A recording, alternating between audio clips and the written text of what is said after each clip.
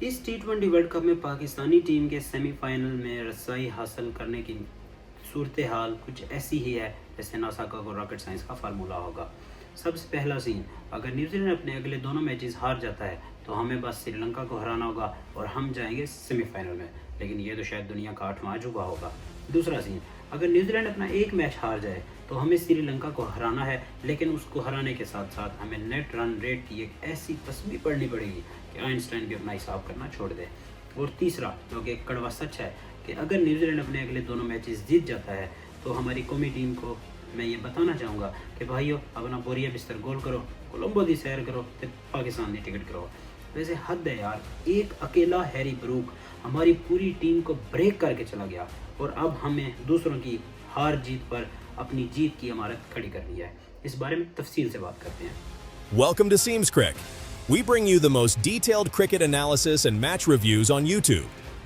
السلام علیکم کرکٹ کے دیوانوں۔ تو جناب مبارک ہو، آفیشیلی ہمارا اگر مگر کاش فلانا جیت جائے، فلانا ہار جائے، وہ مر جائے، وہ چاند پہ چلا جائے، وہ مریخ پہ چلا جائے، یہ صورتحال میں پاکستانی ٹیم پھر سے آ چکی ہے اور ہمارا پاکستان کرکٹ کا پرانا اور سچا پیار یعنی کہ ہمارا کیلکولیٹر واپس آ چکا ہے۔ تو جناب جو سیمی فائنل کا دروازہ ہم خود ٹھوکر مار کر کھول سکتے تھے، اس کی چابی اب ہم نے نیوزی لینڈ کی جھولی میں ڈال دی ہے۔ اب خود باہر کھڑے ہو کر ہم مسلح پہ بیٹھ کر دعائیں کر رہے ہیں کہ یا اللہ فلانا اس سے ہار جائے، فلانا اس سے جیت جائے، اس میں بارش آ جائے، ادھر طوفان آ جائے، ادھر آندھی آ جائے۔ سب سے پہلے بات کرتے ہیں آج کے میچ میں ٹاس جیت کر پاکستانی ٹیم نے پہلے بیٹنگ کا فیصلہ کیا۔ وکٹ کی صورتحال کو دیکھتے ہوئے یہ ایک فریش وکٹ تھی تو میرے خیال میں یہ ایک اچھا ڈیسیجن تھا۔ اس وکٹ میں اچھا باؤنس تھا، بال بڑے اچھے طریقے سے بیٹ پر آ رہی تھی۔ اس کے بعد ہماری ٹیم جس طرح چیز کرتے ہوئے مشکلات کا شکار ہوتی ہے، اس حساب سے بھی میرے خیال میں یہ ایک اچھا فیصلہ تھا۔ لیکن اگر ہم بات کریں پلینگ 11 کی، فخر زمان کو ہم نے ٹیم میں شامل کیا، بہت اچھی بات ہے، ان کو موقع دینا چاہیے تھا۔ انہوں نے ایک چھوٹی سی اننگ کھیلی لیکن اچھی اننگ کھیلی۔ لیکن ایک چیز جو میرے خیال میں میرے ساتھ ساتھ اس پوری پاکستانی ٹیم کی اور نہ کہ پاکستانی قوم جو کرکٹ کے اینالسٹ اس وقت T20 ورلڈ کپ میں لوگ بیٹھے ہیں، ان سب کی سمجھ میں بھی یہ بات نہیں آ رہی کہ آخر ابرار احمد نے ایسا کیا گناہ کر دیا کہ اس کو ہم اس ٹیم سے ڈراپ کر رہے ہیں۔ جو بندہ پچھلے 20-25 میچز سے لگاتار پاکستان کے لیے پرفارم کر رہا ہے، جو بندہ ہمارا ٹرمپ کارڈ ہے، اس بندے کو ہم نے صرف ایک اننگز کی بنیاد پر، ایک انڈیا والی اننگز کی بنیاد پر ٹیم سے باہر کر دیا ہے۔ لیکن مجھے لگتا ہے کہ بات صرف اسے ایک اننگز کی نہیں، ابرار احمد کو ٹیم سے باہر کرنا دراصل کسی اور کو ٹیم میں ایڈجسٹ کرنے کے لیے ہے۔ شاداب خان اور مائک حسن کی آپس میں محبت نہ جانے یہ ہمیں اور کتنا زیادہ نقصان دے گی۔ میرے خیال میں آج پھر پاکستانی ٹیم نے یہ ٹیکٹیکل مسٹیک کی ہے۔ ابرار احمد جو کہ ایک بہت اچھے سپنر ہیں، ان کو ہم نے ٹیم سے آؤٹ کیا اور اس کی جگہ شاداب خان کو کھلایا ہوا تھا۔ شاہین افریدی کو ٹیم میں واپس لایا گیا اور بہت اچھی بالنگ کی انہوں نے، اس بارے میں آگے چل کر بات کرتے ہیں۔ سب سے پہلے بات کرتے ہیں بیٹنگ کی۔ بیٹنگ میں صاحبزادہ فرحان، وہ ایک اکیلا ایسا کھلاڑی تھا پاکستان کی طرف سے جو کہ اس ورلڈ کپ میں لگ رہا ہے کہ وہ یہاں کھیلنے آیا ہے۔ وہ بیٹنگ کرنا جانتا ہے، وہ بیٹ پکڑنا جانتا ہے۔ آلموسٹ 283 کے رن سے وہ بندہ اس وقت ٹورنامنٹ ٹاپ سکورر ہے، لیکن ہماری پوری باقی پاکستانی ٹیم شاید ان سب کا ملا کر بھی اتنا سکور نہ ہوگا۔ میرے خیال میں ہمارا کوئی بھی اور کھلاڑی 100 سکور بھی ابھی تک کراس اوورال نہیں کر پایا۔ تو صاحبزادہ فرحان کو بہت زیادہ داد دینی پڑے گی کہ he is fighting like a lone warrior in this tournament for Pakistan. Saim Ayub, وہی پرانا راگ، وہی پرانا طریقہ۔ آپ ایک بہت ٹیلنٹڈ کھلاڑی ہیں، لیکن صرف ٹیلنٹ کی بنیاد پر آپ کب تک ٹیم میں رہیں گے؟ آپ بولنگ میں پاکستان کے لیے اکثر 2-3 اچھے اوور کر جاتے ہیں، لیکن آپ کا پرائمری رول ہے بیٹنگ کرنا۔ سائم ایوب، ہم آپ کو بہت بیک کرتے آ رہے ہیں، لیکن تھوڑا سا آپ کو بھی سمجھنا پڑے گا، آپ کو اتنا میچیور اب ہونا پڑے گا کہ ایک طرف جوفرا آرچر جو کہ بالنگ کر رہا ہے ایسے جیسے راکٹ پھینک رہا ہے، 148 کی رفتار سے وہ بال کر رہا ہے، اور وہ بال آف سٹمپ پر چوتھے پنجویں سٹمپ یعنی کہ 3rd 4th 5th سٹمپ تک وہ بال باہر جا رہی ہے۔ آپ کو وہ بال لیو کر رہی ہے اور آپ اس بال کو لیگ سائڈ پر پل کرنے کی یا ہک کرنے کی کوشش کر رہے ہیں۔ شاید آپ کو یہ بات پتہ ہونی چاہیے تھی کہ اگر آپ اس شاٹ کو کھیلنا بھی چاہتے ہیں تو پہلے آپ کو لائن آف دی بال میں آنا پڑے گا۔ جوفرا آرچر کے سامنے ہمارے پاکستانی کھلاڑی بالکل ایسے ہی تھے، بھیگی بلی بنے ہوئے تھے، وہ نہیں سمجھ پا رہے تھے کہ ہمیں کیا کرنا ہے۔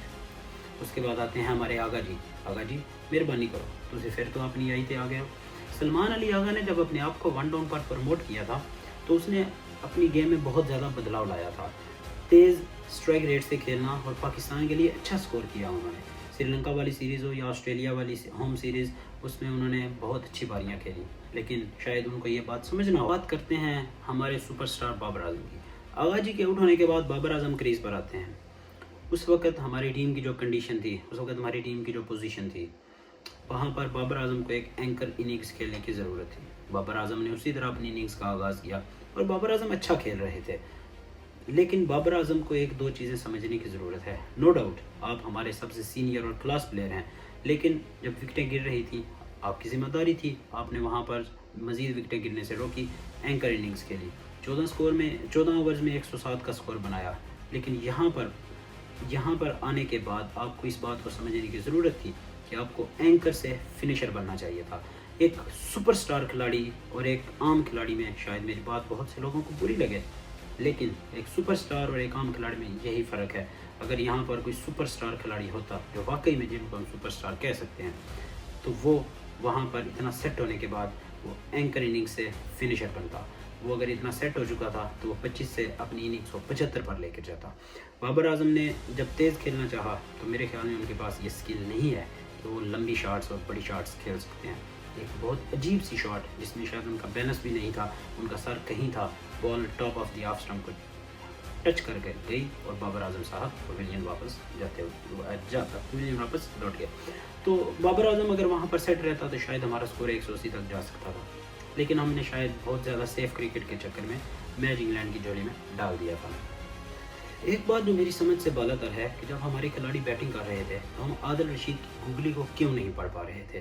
ہاتھ سے بال پڑنا تو ایسے جیسے ہمارے کھلاڑیوں کے لیے کوئی مسٹری بن چکا ہے. ہمارے پاس ابرار احمد, سلمان طارق جیسے بہت اچھے مسٹری سپنرز ہیں جن کو اگر آپ اس بات کی اگر آپ پریکٹس کرو گے کہ آپ نے ان کو ہاتھ سے پڑھنا ہے کہ وہ لیگ سپن کر رہے ہیں, گوگلی کر رہے ہیں, تو شاید آپ عادل رشید کو بھی پڑھ پاتے. دوسری چیز جو مجھے سمجھ نہیں آتی, آج کے دور میں جب آپ کے پاس اتنا زیادہ ڈیٹا ہوتا ہے, آپ کے پاس اینالسٹ کی پوری ایک ٹیم بیٹھی ہوتی ہے, کوچ ہے اور اتنا بڑا تھنک ٹینک بیٹھا ہوتا ہے, تو کیا وہ لوگ عادل رشید کی ویڈیوز دکھا کر ہمارے بیٹسمینوں کو اس بات کے لیے تیار نہیں کر سکتے کہ آپ نے دیکھنا ہے کہ کب وہ گوگلی کر رہا ہے, کب وہ لیگ سپن کر رہا ہے, کب وہ ٹاپ سپن کر رہا ہے. خیر, عادل رشید کے سامنے ہمارے کھلاڑی ایسے برتاؤ کر رہے تھے جیسے کوئی بچہ ایک انٹرنیشنل کھلاڑی کے سامنے کھیل رہا ہوتا ہے. دوسری طرف اگر آپ انگلینڈ کے لیام ڈاسٹن کی بات کریں, بالکل ایک عام سا اسپنر, اس نے بھی 3 وکٹیں لے کر مڈل اوورز میں ہمیں جکڑ لیا. لیفٹ آرم اسپنر, کوئی اس کی بال میں اسپن نہیں ہے, سیدھی بال کر رہا ہے. لیکن یہی پرابلم ہے جب آپ کے پاس مڈل اوورز میں کوئی پلان نہ ہو, جب آپ کے پاس مڈل اوورز میں کوئی پاور ہٹرز نہیں ہے, اور جب آپ کو مڈل اوورز میں آپ کے پاس اسپیشلسٹ بیٹسمینوں کی کمی ہے اور آپ نے آل راؤنڈر بھرتی کیے ہوں, تو یہی رزلٹ نکلنا ہوگا. شاید ہم نے شاداب خان پر بہت زیادہ بھروسہ کر لیا ہے, اور یہ چیز مائک ہیسن کو سمجھنی چاہیے, سلمان علی آغا کو سمجھنی چاہیے, کیونکہ شاداب خان میرے خیال میں اس قابل نہیں ہے کہ ہم اس کو ابرار احمد پر ترجیح دیں. وہ اتنی اچھی بیٹنگ نہیں کر پا رہے, اور بالنگ میں تو اللہ ہی حافظ ہے. آج پھر جناب نے, جب ہم بالنگ پہ بات کریں گے تو اس بارے میں بات کریں گے, لیکن آج پھر جناب نے اچھی خاصی مار کھائی ہے. اب بالنگ کی بات کریں تو شاہین افریدی نے آج جان ماری ہے. شاہین افریدی کو ہم نے پچھلے 1-2 میچز میں ڈراپ کیا تھا, جو کہ ایک اچھی چیز ہے. ان کو اس بات کا اندازہ ہونا چاہیے کہ وہ بے شک ایک بہت اچھے بالر ہیں, لیکن اگر وہ پرفارم نہیں کریں گے وہ ٹیم سے باہر بیٹھ سکتے ہیں. اور شاید یہی ایک وجہ تھی کہ آج شاہین افریدی جب ٹیم میں آئے تو وہ ایک ڈیفرینٹ مائنڈ سیٹ سے بالنگ کر رہے تھے. وہ شاہین افریدی جو پہلے جب اپنی بالنگ کا آغاز کرتے ہیں بہت زیادہ فل گیندیں کر رہے ہوتے ہیں, اور ایک وہ جو ان کی اسٹاک ڈیلیوری ہے, رائٹ ہینڈڈ کو ان سوئنگ کرتے ہیں. آج انہوں نے حیران کن طور پر پہلی بال پر ہی فل سالٹ کو وہیں اسی جگہ پر بال پچ کر کے اس کو باہر نکالا, اور اس بال کا ہی فائدہ یہ ہوا تھا کہ فل سالٹ شاید وہ توقع کر رہے تھے کہ بال اندر آئے گی, لیکن وہ بال باہر نکلا اور پہلی بال پر ہی ہمیں وکٹ مل گئی. تو یہ ایک اچھی چیز ہے. شاہین افریدی کو شکر ہے اس بات کی سمجھ آئی ہے کہ ہر بال یا ہر وکٹ انہیں ان سوئنگ پر نہیں اور سوئنگ پر بھی لینی چاہیے. انہوں نے اپنی لائن اینڈ لینتھ کو بڑے اچھے سے ایڈجسٹ کیا تھا. لیکن آج شاہین افریدی بیچارہ کیا کرے کہ آج اس نے اچھی بالنگ کی ہے تو ہمارے باقی سارے بالرز لیٹ گئے ہیں. دوسرے اینڈ سے ہمارے رنز کی ایسے ہے جیسے سیل لگی ہوئی تھی. شاداب خان انڈیا کے خلاف بھی 17 رنز کا ایک اوور, اس کے بعد ان کو بالنگ نہیں دی گئی. یہاں انگلینڈ کے خلاف بھی وہی جب آئے پہلے اوور, پہلا یا دوسرا اوور تھا, وہی 17 رنز کا اوور. اور ہیری بروک، اور بھائی اس کا DNA ٹیسٹ کرواؤ، یہ بندہ کیا کھا کر آیا ہوا تھا۔ ہیری بروک کو جیسے ہم نے پلیٹ میں رکھ کر میچ دے دیا تھا، ہیری بروک نے 50 گیندوں پر سینچری کھڑکائی، اور ہماری مینجمنٹ ابھی تک یہ سوچ رہی ہے کہ ہم نے اسے آؤٹ کیسے کرنا ہے۔ شاید آپ نے غور کیا ہوگا، یہ ہیری بروک جب سے اس بندے نے ڈیبیو کیا ہے، یہ ہمیں ہر میچ میں جب بھی ہمارے سامنے آیا ہے، چاہے وہ ون ڈے کرکٹ ہے، T20 کرکٹ ہے یا کہ ٹیسٹ کرکٹ ہے، اس بندے نے ہمیں ہر موقع پر ہماری بہت پٹائی کی ہے، اور ہماری مینجمنٹ کو ابھی تک یہ سمجھ نہیں آ رہی کہ ہم نے اس کو آؤٹ کیسے کرنا ہے۔ ابھی تو خدا خیر کرے، آج جوس بٹلر جلدی آؤٹ ہو چکا تھا، ورنہ یہ میچ شاید 12-13 اوورز میں ہی ختم ہو جاتا۔ لیکن میرے خیال میں اگر شاداب کی جگہ ابرار خان کے 4 اوورز ہوتے تو کہانی کا رخ کچھ اور تھا، شاید ہم یہاں بیٹھ کر کچھ اور ڈسکس کر رہے ہوتے، ہم خوشی منا رہے ہوتے۔ اور کیونکہ شاداب خان جس بالر کی لائن لینتھ سیٹ نہیں ہو رہی، جس کو ہم right arm full toss bowler کہتے ہیں، آخر کب تک انہیں میچ ونر کہہ کر ہم اپنی ٹیم پر بوجھ بڑھاتے رہیں گے۔